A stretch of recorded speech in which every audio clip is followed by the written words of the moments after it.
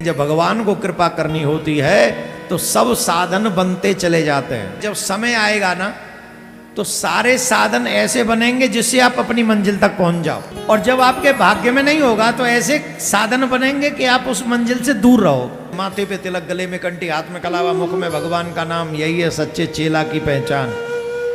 जब भगवान को कृपा करनी होती है तो सब साधन बनते चले जाते हैं। ध्यान से सुनना, ये जितने भी लोग यहां पर बैठे, कई लोग कहते हैं हम तो बहुत पाना चाहते हैं पर हमें मिलता नहीं, कुछ कोई चीज, उद्देश्य, कोई लक्ष्य मिलता नहीं। एक बात बताएं, जब समय आएगा ना तो सारे साधन ऐसे बनेंगे जिससे आप अपनी मंजिल तक पहुंच जाओ, और जब आपके भाग्य में नहीं होगा तो ऐसे साधन बनेंगे कि आप उस मंजिल से दूर रहो। इसलिए तुम तो सिर्फ अपना कर्म करो, बाकी का भगवान पे छोड़ दो, वही सारे साधन बनाता चला जाएगा। उदाहरण है इसका। अब ध्रुव जी को नहीं पता था कि गुरु जी चाहिए गोविंद से मिलने से पहले, लेकिन भगवान स्वयं, भगवान ने नारद जी को भेज दिया, नारद जी को भेजा। ध्रुव जी ने नारद जी को देखा, छोटा सा बालक, संस्कार संपन्न है, साष्टांग दंडवत किया, साष्टांग। एक अभी में प्रिया कांजू के आश्रम मंदिर में था, एक बच्चा, एक परिवार आया और बच्चा था 2.5-3 साल का, 2.5-3 साल का। उसके पिता ने तो फिर भी घोंटू टेक के सर टिका के प्रणाम किया, उस बच्चे ने साष्टांग दंडवत किया। 2.5 साल के बच्चे ने साष्टांग दंडवत किया। अब हम पिताजी को भी देख रहे थे, हम उस बच्चे को भी देख रहे थे, मैंने इतना अंतर क्या है? तो उसकी दादी ने कहा, महाराज जब ये पेट में था ना तो इसने 9 महीने पूरी भागवत सुनी है आपकी।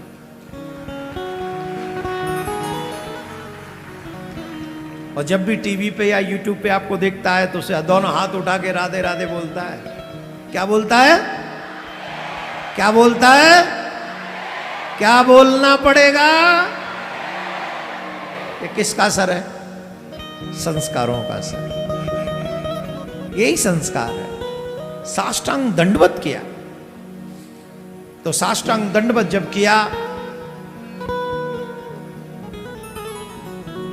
ध्रुव जी महाराज से पूछा, नारद जी ने, कहां जा रहे हैं? बोले भगवान को प्राप्त करने के लिए, भगवान की तपस्या करने जा रहा हूं। बोले हाँ। बहुत छोटे से हो? बोले अब चाहे जो भी हो, अब तो भगवान से मिलने की ललक लग गई। बोले चलो अच्छी बात। कौन सा मंत्र जाप करोगे? बोले वो तो नहीं पता। तुम्हारे कोई गुरु हैं? बोले नहीं। बोले बिना गुरु के तो गोविंद नहीं मिलते। जब बिना गुरु के गोविंद नहीं मिलते तो तुम्हें गोविंद कैसे मिलेंगे? तुम्हारे तो कोई गुरु ही नहीं। यहां पर किस किस ने दीक्षा ले रखी है हमसे? जिन्होंने हमसे दीक्षा ले रखी, हाथ उठाओ। हाथ उठाओ, कहां गए हो? है? हमने कितनी बार कहा माथे पे तिलक लगाओ, लेकिन तिलक कोई भी स्टाइल का नहीं, जो तिलक गुरु लगाए वही तिलक लगाओ। कंठी पहनो। और जिन्होंने अभी तक किसी से गुरु दीक्षा नहीं ली वो हाथ उठाओ। जियो मेरे लाल। बोले अभी तो गुरुओं की परीक्षा चल रही है महाराज, जो गुरु हमारी परीक्षा में सफल हो जाएगा हम उससे दीक्षा ले लेंगे। चलो जल्दी परीक्षा में पास करवा लो, किसी गुरु को जल्दी से ले लो, क्योंकि बीता हुआ कल फिर लौट के आता नहीं है, इसलिए। हाँ, तो जिन लोगों ने दीक्षा ले रखी है, माथे पे तिलक, गले में कंठी, हाथ में कलावा, मुख में भगवान का नाम, यही है सच्चे चेला की पहचान। आओ ऐसा कर डालो। नारद जी ने कहा कि तुम्हारे गुरु नहीं है, कैसे भगवान मिलेंगे? बोले हैं मेरे गुरु। कौन? बोले आप। अरे हमने मंत्र नहीं दिया। बोले दे दो। बोले ठीक है। देवर्षि नारद ने 12 अक्षर मंत्र दिया। ओम नमो भगवते वासुदेवा। ये द्वादश अक्षर मंत्र है। जिनके गुरु नहीं है उन्हें ओम का उच्चारण नहीं करना चाहिए। जिनके यज्ञोपवीत नहीं है उन्हें ओम का उच्चारण नहीं करना चाहिए। उन्हें बोलना चाहिए नमो भगवते वासुदेवा। इस मंत्र का उच्चारण जब तक दीक्षा ना हो तब तक अपने बच्चों से इस मंत्र का जाप अवश्य करवाइए। महाराज नारद जी महाराज दीक्षा देकर चले गए। ध्रुव जी महाराज ने हृदय से पूर्ण मन से 6 महीने तक लगातार कठोर तपस्या की। पहले फल खा के रहे, फिर सूखे पत्ते खाकर रहे, फिर कुछ समय श्वास वायु का आहार करके रहे और कुछ दिन बाद वायु का आहार भी छोड़ दिया। श्वास रोक के खड़े हो गए। इतनी कठोर तपस्या किसने किसने? आयु बताओ कितनी है उनकी? हैं? 5.5 साल। 5.5 साल के हैं और तपस्या कर कहां रहे? जंगल में। कहां है वो जंगल? सुनो, ततात गच्छ भद्रं ते यमुनायास्तटं शुचिः पुण्यं मधुवनं यत्र सानिध्यं नित्यदा हरे। मथुरा में, मधुवन में ध्रुव जी तपस्या कहां करने गए? यमुना के तट पे मथुरा नगरी मधुबन। आज भी वहां ध्रुव टीला के नाम से जगह विख्यात है। इसका मतलब है, और यहां नारद जी कह रहे हैं सानिध्यम नित्यदा हरे, जहां नित्य हरि निवास करते हैं। कहां? वृंदावन में। इसलिए जितने भी पैसे वाले लोग यहां बैठे हो, मैं तो आपको आग्रह करता हूं, जीवन के अंतिम समय भोपाल में मत मरना। तो प्रयास ये करो कि हमारे जीवन की अंतिम शाम श्रीधाम वृंदावन में हो जाए। याद रखें, धाम, नाम, लीला, स्वरूप, इन चारों में से एक भी अगर अंतिम समय हमारे साथ हो तो जीव मुक्त हो जाता है, मुक्त हो जाता है। इसलिए वृंदावन में जो मेरो ब्रज बन रहे हो है ना, हम तो वहीं बसने वाले अपने जीवन के अंतिम पड़ाव पर, और वहीं बसेंगे। और जिन जिन को बसना हो वो भी तैयारी कर लो और आके वहीं बस जाओ और वहीं युगल सर। अब बेटा बहू सब सेटल हो जाएं, फिर यहां काहे पड़े हो भाई?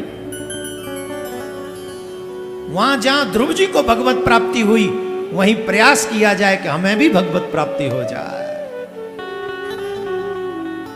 ध्रुव जी महाराज ने 6 महीने तप किया और 6 महीने में भगवान प्रकट हो गए। और भगवान जब प्रकट हुए तो भगवान ने कहा वरदान मांगो, वरदान मांगो, वरदान मांगो। 6 वर्ष के ध्रुव हुए, भगवान सामने खड़े। यहां 70 साल के हो गए, अभी कोई चांस ही नहीं है, नाम ही नहीं निकलता मुंह से। वो 6 साल के ध्रुव हैं, भगवान सामने खड़े। और 70 साल के हैं वो भी। अभी एक चेला आए थे हमारे पास में, कलकत्ता से थे। हमने उनसे पूछा तुम्हारी एज कितनी है? बोले 79। प्रोग्राम क्या है? तो उन्होंने अपना प्रोग्राम बता दिया। हमको बड़ा आश्चर्य हुआ, और आश्चर्य इसलिए भी कम किया हमने तो कि यही तो माया है। एक कम 80 साल की आयु हो गई और अभी भी अपने कल्याण की कोई चिंता नहीं। ध्रुव जी महाराज जब 6 साल के हुए तो भगवान सामने खड़े हैं।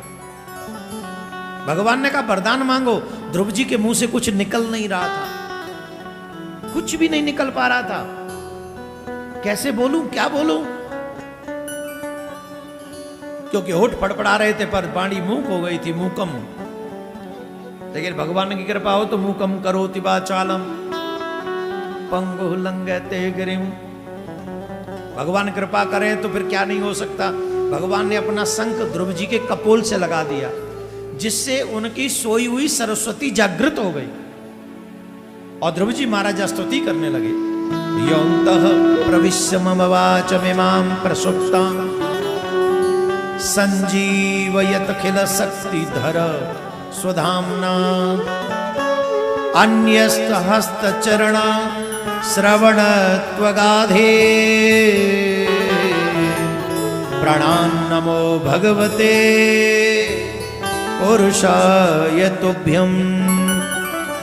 मैत्रेय जी कहते हैं, हे मुनि, जिस पर भगवान की कृपा हो जाती है विदुर जी, वो क्या नहीं कर सकता। ध्रुव जी महाराज करे, नाथ आप ही मेरी सोई हुई सरस्वती को जागृत करने वाले हैं, आप ही सभी जीवात्माओं को जागृत किए हुए हैं, संचालित किए हुए हैं।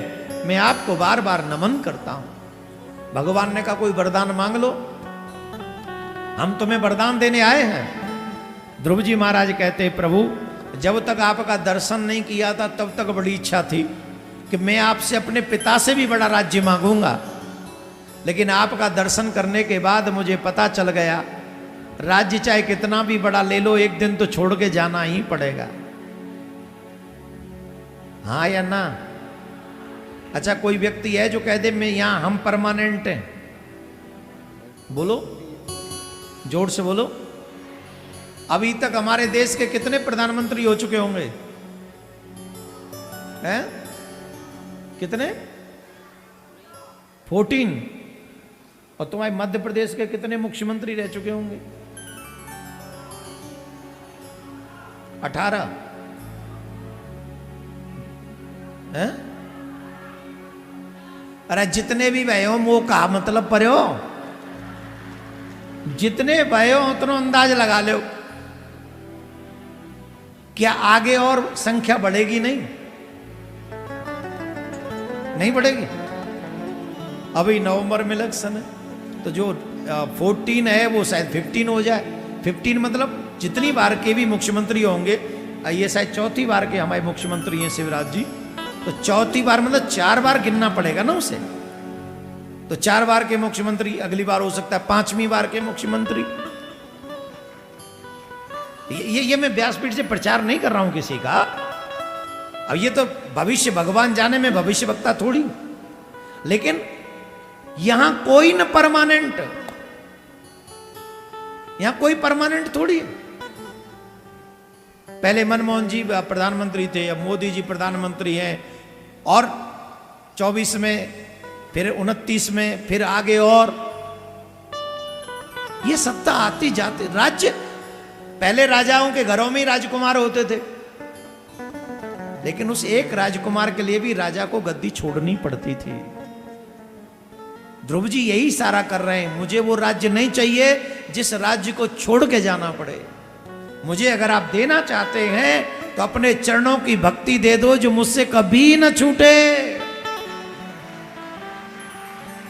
क्या बोलना पड़ेगा? ऐसे नहीं, जोर से।